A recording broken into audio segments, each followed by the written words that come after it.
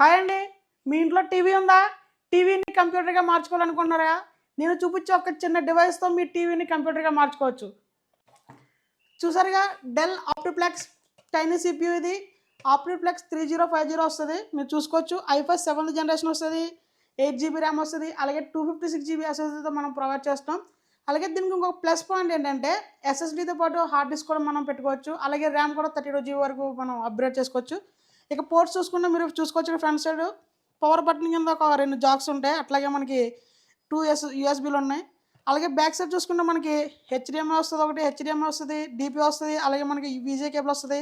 ఈ 3 ఎక్స్టర్నల్ డిస్ప్లేకి మనం కన్వర్ట్ చేసుకోవచ్చు. అలాగే ఇక్కడ చూసుకోవచ్చు మీరు యూఎస్బీలు 3.0 2 ఉంటాయి, అలాగే 2.0 ఒక 2 ఉంటాయి, ప్లస్ ల్యాండ్ కేబుల్.